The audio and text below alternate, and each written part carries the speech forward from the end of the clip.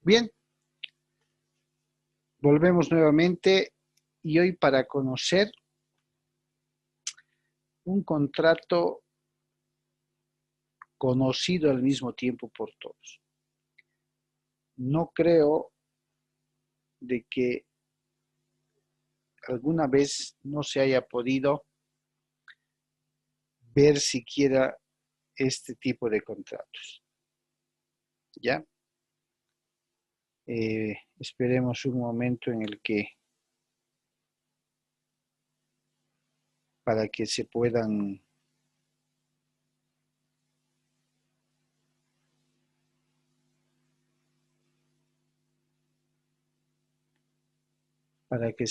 conectar los chicos.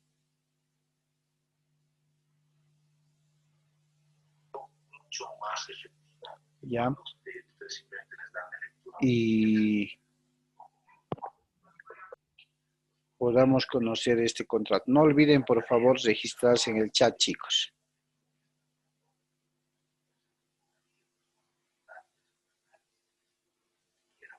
Bien, que se conecten los compañeros. Les daremos un minutito, un par de segundos, para que se puedan conectar.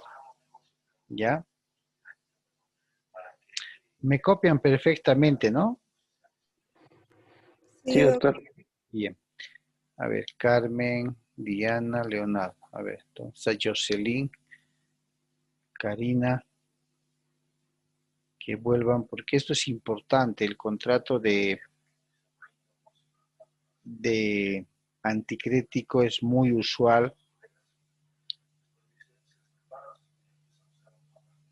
en la vida diaria de las personas. ¿Quién no ha contratado o ha visto alguna vez el forjar o el formar un contrato de anticrético? O por lo menos ver, ¿cierto?, cómo lo están elaborando, cómo lo están formando, cuáles son las condiciones en las que se formula este contrato y todo lo demás. Perdón, doc, se me ha salido por esa vuelta. No hay problema. Bien, contrato de anticrético. Si nosotros retrocedemos, y desde ya esto lo tienen que manejar muy bien, si nosotros retrocedemos temitas atrás, una de las primeras situaciones que vamos a ver y que la ley legisla en el tema de contratos de anticrético es que este tipo de contratos, y oigan bien chicos, porque ustedes no pueden cometer este error. El contrato de anticrético sí o sí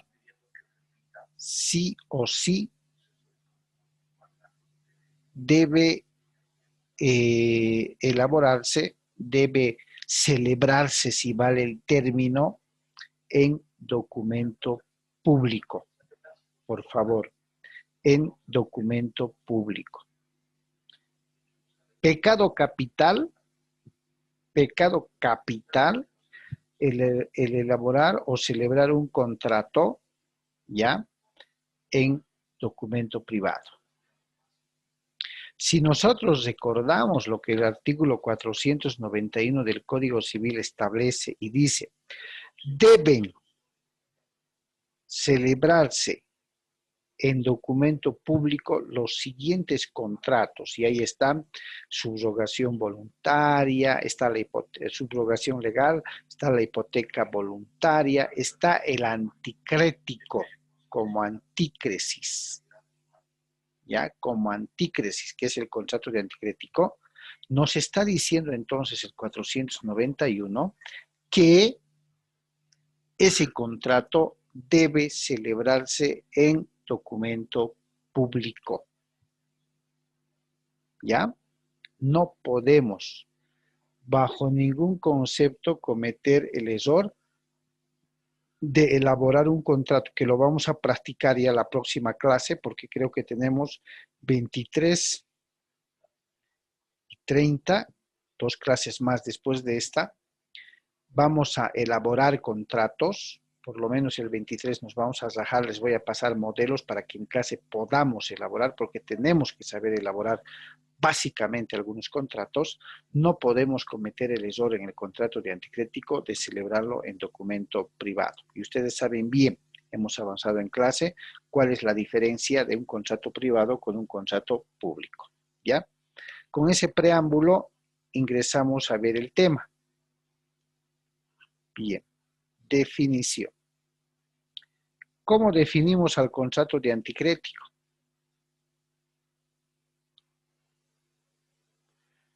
A ver, ahí está lo que les decía. Es importante indicar de principio para que el contrato de anticrético tenga el efecto legal, la validez legal, respetar lo establecido en el artículo 491 del Código Civil. Debe ser un contrato público. Mucho cuidado con que sea pregunta de examen y me estén poniendo debe ser o se puede hacer en un documento privado. No, señor. El 491 es taxativo cuando establece que un contrato de anticrético debe celebrarse en formato de documento público. ¿Sí? Si lo hicieran en formato de contrato privado, no tendrían ningún valor legal para ejecutar la devolución del dinero o la desocupación del inmueble. Sí constituiría una prueba para irse a un proceso ordinario y poder demandar la devolución de dineros o no sé. Pero las formalidades de un verdadero contrato de anticrético debe, en primera instancia, respetarse la forma y debe ser mediante documento público. Por favor, chicos. ¿Cómo definimos al contrato de anticrético? Sencillo. Es aquel contrato por medio del cual una persona denominada propietario, ojo, propietario, entrega a otra denominada anticresista un bien inmueble o bien mueble sujeto a registro para su uso y goce, por un monto de capital consensuado por las partes. No se llama precio, ojo.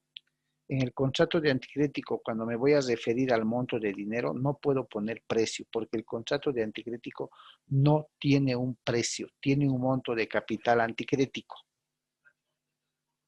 ¿Ya? Tiene un monto de capital anticrético. Entonces, sencilla la definición.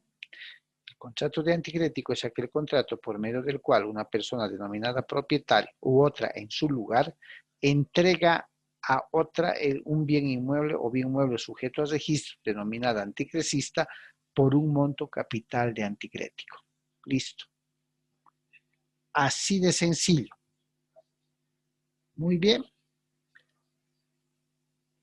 El contrato de anticrético va a generar el derecho de percibir los frutos que pueda generar el bien dado en anticrético.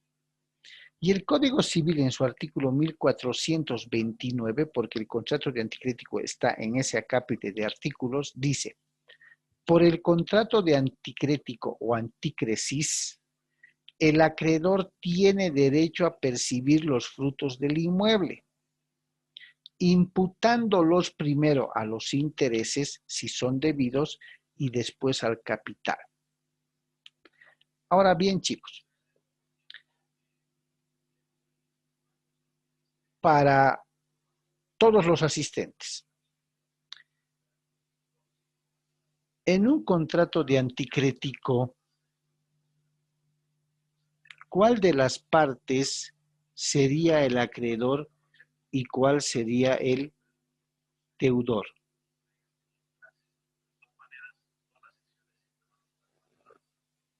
¿Quién podría contestar?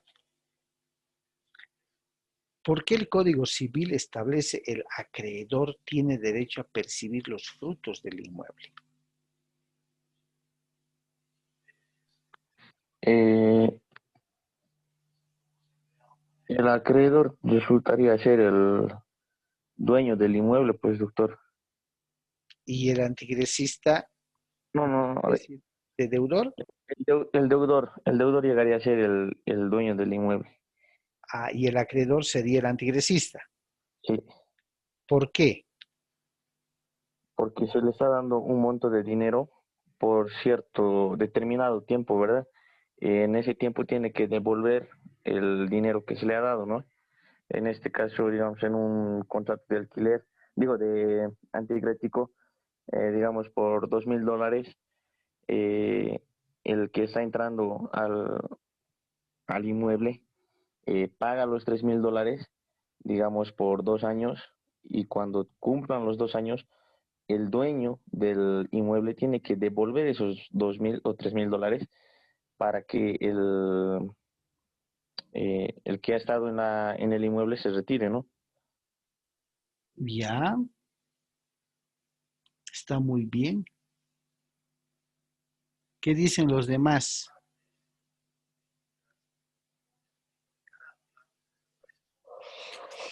Que concuerdo con Leo, doctor. ¿El acreedor Eh, sería el antigresista? sí, doctor, porque estaría entregando un monto de dinero por un lugar, no o sea, por un establecimiento, en el cual, según las cláusulas del documento, tendría que ser devuelto, ¿no?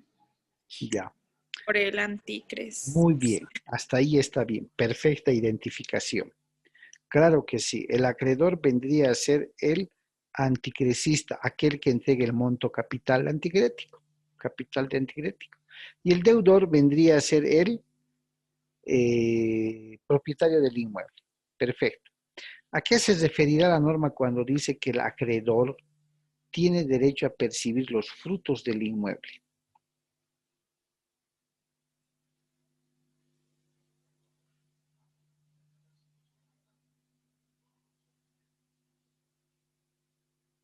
¿Qué frutos recibe el acreedor, el anticresista del inmueble? Imputándolo primero a los intereses, dice. Y además dice que en el párrafo 2 es válido el pacto por el cual las partes convienen en que los frutos se compensen con los intereses en todo o en parte. ¿A qué se referirá? Y les voy a decir cuál es el objetivo de esto. Cuando el anticresista le entrega el capital de anticrético al dueño, establecen que ese dinero va a ganar un interés determinado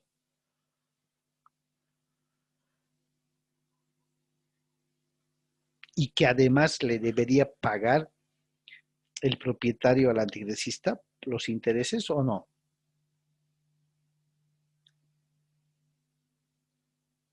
¿Han escuchado alguna vez decir a un anticresista cuando se pelea con su dueño de casa, estoy viviendo sobre mi plata, más o menos?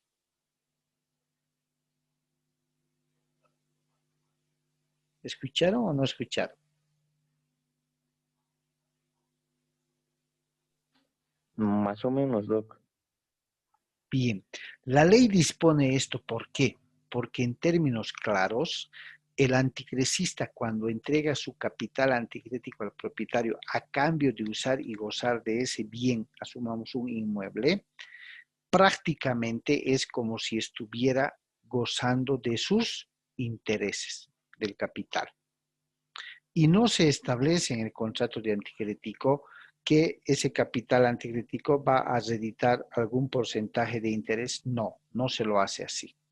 Se supone, es una presunción legal, que quien entrega un capital anticrético a cambio de usar y gozar un determinado bien, está prácticamente viviendo sobre sus intereses. ¿Ya? Por eso el párrafo 2 dice, es válido el pacto por el cual las partes convienen en que los frutos se compensen con los intereses. Eso es lo más usual, lo más usual. Estamos, a eso se refiere la percepción de frutos del anticrético. Ahora, esto es importantísimo. El 491, ya les dije, es clave en concordancia con el artículo 1430 del Código Civil. El contrato de anticrético no se constituye sino por documento público. Por favor, que no se les olvide nunca a partir de ahora. surte efectos respecto a terceros solo desde el día de su inscripción en el registro, 1430. A ver, voy a tratar de ser lo más claro posible. ¿Por qué la ley exige que se haga en documento público? Porque el 491 así lo dice. No nos está diciendo podrá hacerlo, será opcional o ninguna otra leyenda. Absolutamente, no nos está diciendo. Nos está diciendo que un contrato de anticrético debe hacerse por documento público bajo pena de ser declarado nulo. Eso nos dice el 491.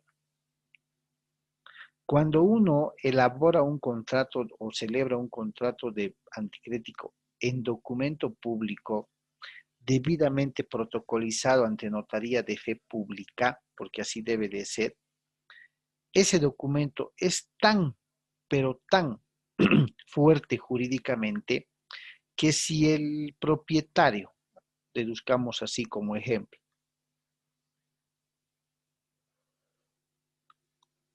que si el propietario, por alguna razón circunstancial, de buena fe, de mala fe, no sé, no pudiera devolverles el capital anticrético, no pudiera devolverles el dinero, pues el documento hecho en formato público constituye la única y la mejor prueba para ejecutarlo al propietario. Y digo ejecutarlo porque ese documento hecho con todas las de la ley ante notaría de fe pública constituye un título ejecutivo. ¿Qué quiere decir? No requiero de más pruebas, no requiero testigos que digan sí, le ha dado la plata, le ha dado... No, el solo documento es la mejor prueba para poder demandar la ejecución y devolución del dinero que le he dado. Al extremo de que con un documento bien hecho de anticrético, es decir, en documento público, podrías rematar la casa del propietario que no me ha devuelto mi dinero en anticrético. Esa es la fuerza, la ventaja de respetar por la forma el formato del documento o del contrato de anticrético. ¿Ya? Está con todas las de la ley, tiene fuerza de ley donde sea. Puedo demandarlo al propietario por no devolverme mi plata, al extremo de poder rematar el bien para poder recuperar mi plata. En contraposición, si por algún motivo, no sé qué podría pasar para que se me vaya y no lo haga en documento público, sino lo haga en documento privado, ¿ya? El contrato de anticrético hecho en documento privado no me sirve para ejecutarlo al propietario. No puedo con ese documento iniciar un proceso de ejecución para que me pague, no puedo. Primero, ¿por qué? Porque le falta la forma, público, y lo han hecho en privado. Porque la ley dice que el contrato que sea celebrado sin respetar estas reglas será nulo. ¿Cierto? Entonces es importante que sepamos muy, muy bien que el contrato de anticrético sí o sí se debe hacer en documento público. Por favor, chicos. Hecho un documento público, ustedes van a poder ejecutar, ¿ya? Van a poder ejecutar al propietario la devolución del dinero, aún llegando al remate. Aún llegando al remate. Pero si por alguna omisión lo hicieran en documento privado, no les sirve para ejecutar. ¿Para qué les sirve? Para un proceso ordinario donde puedan presentar testigos, testigos conocidos y todos los elementos de prueba. Eso es algo que quiero que me entiendan bien, por favor, ¿ya? ¿Qué derechos le confiere al acreedor el contrato de anticrético? Primero, el de detención y preferencia. El de detención con referencia a que no salgo de la casa si no me devuelven mi plata. ¿Sí o no? Es un derecho. Retener. y el derecho de preferencia. No salgo de esta casa hasta que no me devuelvas mi capital anticrético. Listo. Es un derecho que le confiere la ley. Bien. A ver, el anticrecista, es decir, la persona que entrega un monto capital de anticrético al propietario a cambio de un contrato de anticrético, ¿sí? En el hipotético caso que después, posteriormente, se enterara de que hay procesos de ejecución en curso en contra del propietario, ya sea por otros anticréticos o sea por cualquier otra causa, ¿ya? Ese anticrecista tiene el derecho de hacerse pagar con preferencia a otros acreedores sobre las cosas recibidas en anticrético. ¿Qué quiere decir? Hay un derecho preferente para el anticrecista para recuperar su plata. Si son 3, 4 acreedores que lo han venido a buscar y al no estar le han iniciado proceso, el anticrecista va a tener preferencia en el derecho de hacerse pagar. ¿Ya? A eso se refiere preferencia del acreedor anticrecista. ¿Qué ocurre cuando el inmueble dado en anticrético se puede vender? ¿Qué ocurre? Resulta que el anticrecista acreedor, ¿sí?, no le han devuelto su plata. No le han devuelto su plata. Entonces, como tenía un buen contrato, como dijimos, en formato público, lo que ha hecho este anticrecista es meter proceso. Y ya con la intervención judicial, es decir, fruto de un proceso, puede ordenar el remate y la venta del inmueble. Y puede solicitar que de manera preferente se le pague o se le devuelva más bien el dinero que fue invertido como capital de anticrético.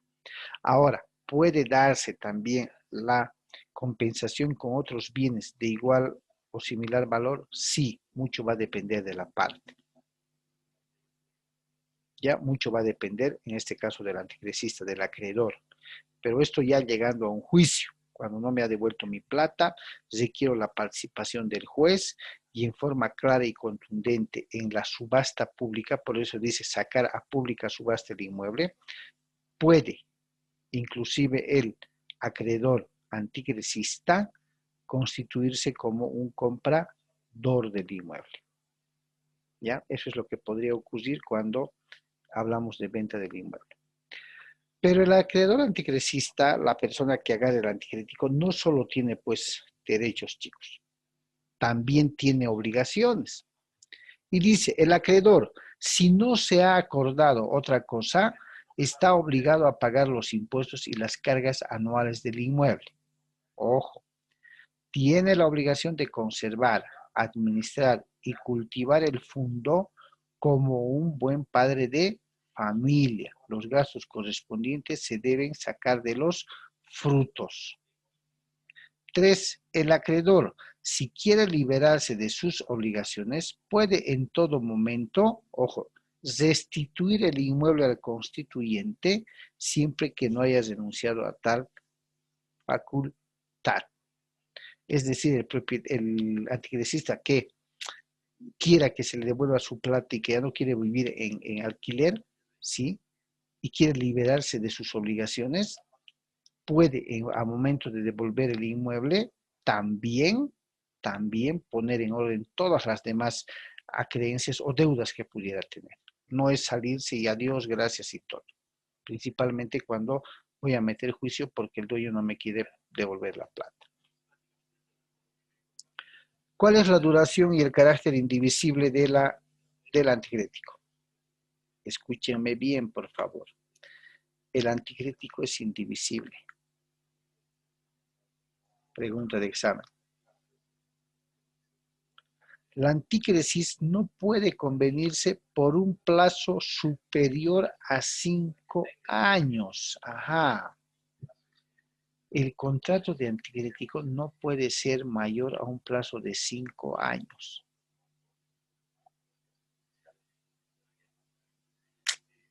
Lo que quiere decir que cuando vaya a establecer un plazo máximo o mínimo para un contrato de anticrético, un mínimo no me está señalando, pero un máximo sí, y no puede pasar de los 5 años. Cuando las partes celebran un contrato con un plazo mayor y esto llega a juzgados, el juez agarra y los reduce a los 5 años que se conoce la norma. Ahora, el anticrecista tiene el derecho de retención, mientras no sea satisfecho su crédito. Claro, no voy a salir de la casa si no me devuelves mi plata. A eso se llama derecho de retención. Porque si salgo de tu casa cuando me pagas, ¿no ve? Así es más o menos. Y todo anticrecista, cuando hay ese problema de devolución, dicen, bueno, no salgo de tu casa hasta que me devuelvas. Y con eso tendría que establecerse la relación. A ver, el decreto supremo 2153, que lo pueden establecer ustedes, reglamenta el pago del EDC-IVA en los contratos de anticrético en Bolivia.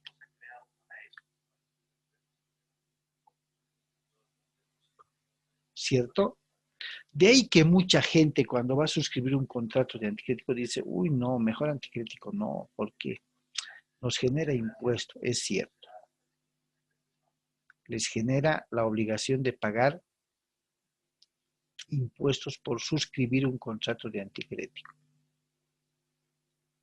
Pero al mismo tiempo hay mucha gente que está revisando el decreto supremo 2153, donde se establece que en el artículo 7, a los fines de la determinación del ingreso presunto del 10% a que se refiere el artículo 27 de la ley 843, deberá procederse con la siguiente forma. Fíjense, A.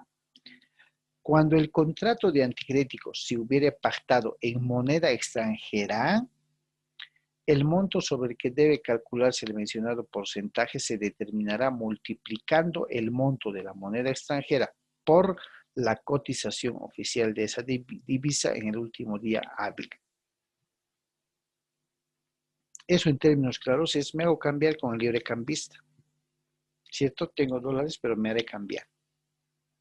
Básicamente. Pero ellos se cuestionan y dicen que sobre el monto del contrato actualizado de acuerdo con lo establecido en los incisos precedentes, se calculará el ingreso presunto del 10% anual y del valor así obtenido se imputará a cada mes la duodécima que corresponde. En términos claros, el impuesto sobre un contrato de anticrético se va a establecer conforme a los incisos que estamos viendo. Y se va a presumir un cálculo del 10% anual, o sea que tú ganas 10% presumiblemente, o la persona que ha ganado el anticrético, o el propietario, porque eso es recíproco. De ahí que actualmente mucha gente ya pregunta y dice, no quiero problemas. Y se está haciendo el contrato de anticrético en el modelo de un documento de préstamo de dinero. Fíjense, para obviar esa engorrosa situación que los notarios nos han puesto de que deben cumplirse con esto, deben cumplirse con aquello y lo demás. ¿Ya? Ejemplo. Si, por ejemplo, tenemos un contrato de $10,000 y el tipo de cambio es 6.96, serían 69.600. Su 10% anual, lógicamente, es 6.960. Sobre esa base debo calcular el 13%, que es la tasa del RCIVA, y esto es 904,80. Esta es la fórmula de calcular ya el grado previsional que tiene quienes han modificado la norma con respecto a los contratos de anticrético y dicen, a ver, si ha podido pactar un contrato de $10,000 y a la fecha el cambio es 6.90 y tantos, en total en boliviano sería tal. El 10% de ese total es tanto y es que se va a establecer el porcentaje de impuesto que se debe pagar. De ahí que mucha gente, reitero, no quiere ya suscribir contratos de anticrético y prefieren hacerlo como una especie de préstamo de dinero. el acreedor anticrecista le está prestando al propietario perfectamente un determinado monto de dinero, se establece que no va a generar interés y que le va a devolver en el término de 24 meses, año forzoso, año voluntario.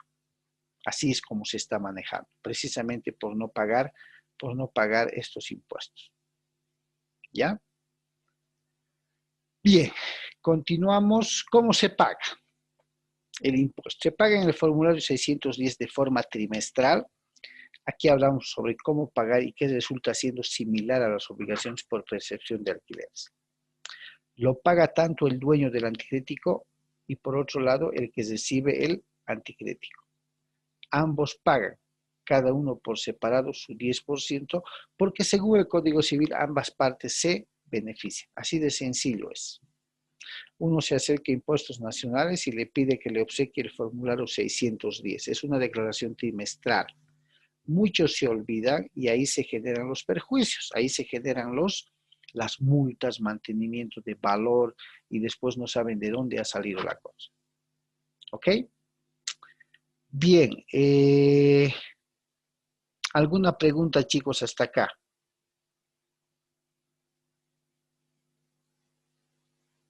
Contrato de anticrético.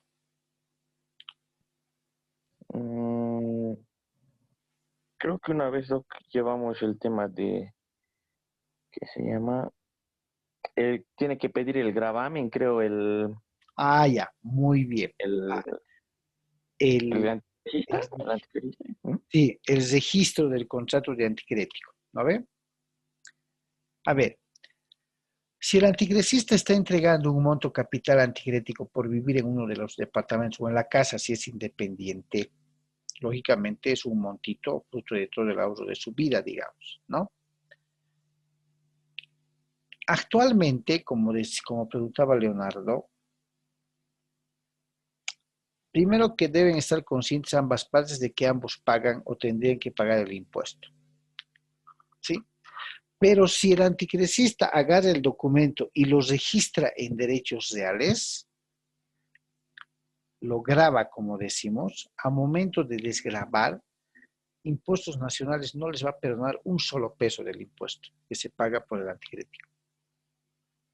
Y si no pagan, no va a levantar el gravamen sobre ese inmueble. Entonces ahí la cosa se ve más saladita, ¿no?